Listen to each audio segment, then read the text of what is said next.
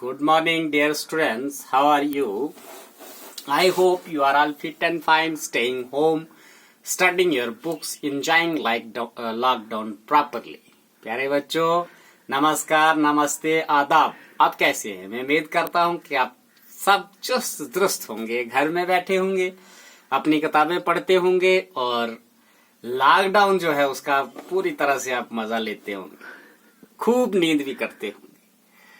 Dear students, please take care of your health and education. First your health and after that your education. तो प्यारे बच्चों, आप अपनी सेहत और पढ़ाई का ख्याल रखेंगे, लेकिन सबसे इंपॉर्टेंट चीज जो है that is your health. And after that education.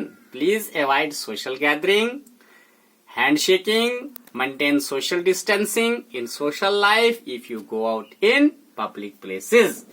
तो प्यारे बच्चों, आप गैदरिंग जो है समाज में इकट्ठे नहीं होंगे, हैंडशेक नहीं करेंगे किसी से और एक दूसरे से दूरी जो है वो बनाए रखेंगे, फिजिकल डिस्टेंस, नॉट मेंटली और emotionally. If you go in public places, अगर आप कहीं बाहर निकलते हो. Dear students, let us come to the topic of the day. आओ हम आज के दिन का जो हमारा विषय है उसके बारे में बात करते हैं.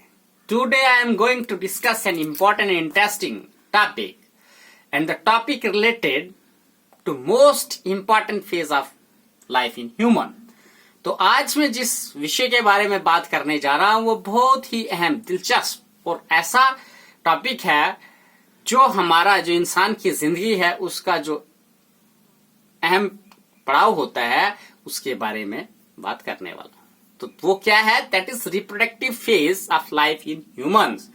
तो इंसान की जिंदगी में जब रिप्रोडक्टिव फेज आ जाता है, यानी one is capable of producing young ones, तो जब इंसान जो है वो बच्चे पैदा करने के काबिल हो जाता है, उस फेज के बारे में बात करने वाला हूं.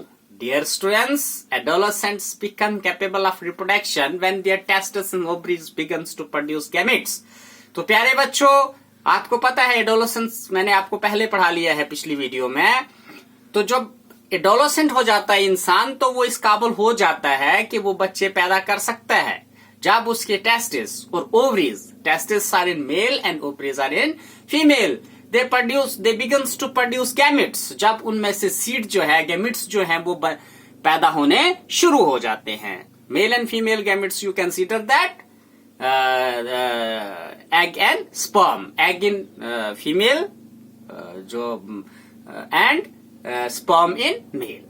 The capacity for maturation and production of gametes lasts for longer time in males than in females. तो maturation and production of gametes की जो कैपेसिटी होती है, जो अहलियत होती है कि जो स्पर्म बनते हैं मेल के अंदर, तो वो लॉन्गर समय तक, यानी जो मेल होता है, जो मर्द होता है, वो काफी समय तक उसकी जो ये कैपेसिटी है स्पर्म बनाने की, वो चलती रहती है. देन इन फीमेल्स, जो फीमेल्स होती हैं उनका कुछ प्रेस्क्राइब्ड पीरियड होता है. You understand that 45 to 50 years में जो फीमेल्स हैं उनमें मेनोपॉज हो जाता है, गैमेट्स प्रोड्यूसिंग कैपेसिटी जो है वो रिड्यूस हो जाती है. But in case of male, जो मर्द होता है, they produce sperms up to longer time. Some people says that up to death जो है वो मेल जो है उसमें स्पर्म्स प्रोड्यूस होते रहते हैं. In female, reproductive phase of life begins at puberty, that is 10 to 12 years of age, and generally lasts till the age of approximately, that is 45 to 50 years. तो जो फीमेल्स होती हैं उनका रिप्रोडक्टिव फेज जो है, यानी उनकी बच्चे पैदा करने की कैपेसिटी जो है वो 10-12 साल की उम्र से शुरू होती है और generally lasts till the age of approximately, that is 45 to 50 years. तो वो 45 to 50 साल की उम्र में वो जो उनकी कैपेसिटी है तो प्रोडक्शन, बच्चे पैदा करने की, वो खत्म हो जाती है. The ova begins to mature with the onset of puberty. तो जैसे ही लड़कियों में प्यूबर्टी आ जाती है, यानी यू से दैट 10, 11, 12 साल की उम्र वो पार करनी शुरू हो जाती हैं, तो उनमें जो ओवम है, जो एग है, वो प्रोड्यूस होने शुरू हो जाता है. One ovum mature and is released by one of the ovary once in month about 28 to 30 days। तो होता क्या है कि एक ओवम यानी एक एग जो है वो मैच्योर होता है, वो बड़ा होता है, और एक ओवरी से वो रिलीज होता है हर 28 या 30 दिन में। Dear students, during this period the wall of uterus become thick so as to receive the egg in case it is fertilized. तो होता क्या है कि उसी दौरान, उसी पीरियड में जो यूट्रस, जो बच्चादानी होती है, उसकी वाल जो है वो अंदर से मोटी हो जाती है ताकि वो एग जो है वो उसमें आ जाए in case it is fertilized. अगर वो फर्टिलाइजेशन हो जाती है एंड बिगन्स टू डेवलप, तो उसमें आके वो डेवलप हो जाता है। यानी अगर उसके साथ स्पर्म जुड़ जाती है, वो फर्टिलाइजेशन होना शुरू हो जाती है, तो वो जो थिक वॉल ऑफ यूट्रस है वो उसको रिसीव करती है और उसमें वो डेवलप होता है। This result in pregnancy. तो इससे क्या होता है कि फीमेल जो है वो प्रेग्नेंट हो जाती है। If fertilization does not occur, the released egg and thickened lining of uterus along with its blood vessels are shed off। तो अगर प्रेगनेंसी नहीं हो, अगर फर्टिलाइजेशन नहीं हो, स्पर्म और एग का आपस में कांटेक्ट ना हो, तो क्या होता है, वो अंडा और वो जो यूट्रस मोटी हुई होती है वो शेड ऑफ हो जाती है, उसकी ब्लड वेसल्स जो है वो फट जाती हैं, और उससे क्या होता है, this causes bleeding in women which is called menstruation. तो उससे औरतों के अंदर जो है वो ब्लीडिंग शुरू हो जाती है, जिसे हम मेंस्ट्रुएशन कहते हैं। इन सिंपल लैंग्वेज माहवारी बोलते हैं, जो हर मंथ जो लेडीज को in our traditional way you see के औरतें रोटी नहीं बनाती हैं किचन में, तो दैट इज उस पीरियड में उनको क्या होता है कि ब्लीडिंग हो रही होती है, और उस ब्लीडिंग में क्या चीज निकलती है, एक अनफर्टिलाइज्ड एग, और वो जो अपना यूट्रस वाल थिक हुई होती है, उसकी थिकनेस जो है वो शेड ऑफ हो रही होती है, वहां से उनको ब्लड आता है। The first menstrual flow begins at puberty and is termed as menarche. तो सबसे पहला जो मेंस्ट्रुअल फ्लो होता है, यानी फर्स्ट ऑफ ऑल जो बच्चियों में ब्लड आता है, उसे हम क्या बोलते हैं, menarche. At 45 to 50 years of age, menstrual cycle stops। तो जैसे ही औरतों की 45 या 50 साल की उम्र होती है, तो ये menstrual cycle जो है ये बंद हो जाता है। Stoppage of menstrual cycle is termed as menopause।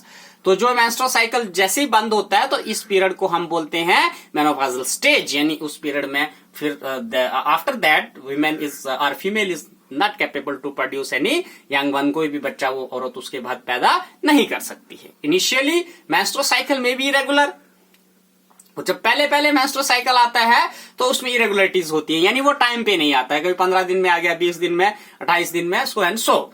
It takes some time to become regular, और उसको रेगुलर होने में कुछ समय लगता है। Menstrual cycle is controlled by hormones. तो हमारे जिस्म के अंदर जो फीमेल्स होती हैं उनके जिस्म के अंदर हार्मोन्स होते हैं जो इस मेंस्ट्रुअल साइकिल को कंट्रोल करते हैं, इस रेगुलाइज करते हैं। The cycle includes the maturation of egg, its release, thickening of uterine wall and its breakdown if pregnancy does not occur। तो इस साइकिल में क्या क्या होता है, एग का बड़ा होना, अंडे का बड़ा होना, इट्स रिलीज, उसका ओवरी से निकलना, थिकनिंग ऑफ यूट्राइन वाल, जो हमारी जो फीमेल्स की बच्चादानी है उसका मोटा होना, एंड इट्स ब्रेक डाउन, और फिर उसका टूटना, इफ प्रेगनेंसी डज नॉट आकर, अगर बच्चा नहीं ठहरता है। In case the egg is fertilized, it begins to divide and then get embedded in the uterus for further development. अगर अंडा जो है वो फर्टिलाइज हो जाएगा तो वो क्या होता है, डिवाइड होने शुरू हो जाता है, बढ़ने शुरू हो जाता है, and then get embedded in uterus, और फिर जाके वो बच्चादानी में बैठ जाता है फॉर फर्दर डेवलपमेंट। तो dear students, this is the whole process how we become the reproductive phase of life begins in human beings. The main role there in reproduction that is females. तो जो females होती हैं उसका main rule होता है, because they nurse the child in her womb up to 9 months and receive sperm and so and so। तो dear students, kindly see page number 124 of your science textbook to read this content clearly। तो इसको अगर आपको ये video में दिखाई नहीं देता हो अच्छे तरीके से, तो प्यारे बच्चों आप अपनी जो साइंस की टेक्स्ट बुक है जो सरकार की तरफ से हम लोगों ने आपको फ्री प्रोवाइड की है, उसका पेज नंबर 124 पढ़ सकते हैं। इस वीडियो को ध्यान से सुन सकते हैं। I try my best to translate it into simple language. तो मैंने कोशिश की है कि इसको सिंपल लैंग्वेज में ट्रांसलेट किया हुआ है। I hope you may understand this, और मैं उम्मीद करता हूं कि आपको ये अच्छी तरह से समझ आ जाएगा। Please stay home, stay safe, be happy, live happy. Okay.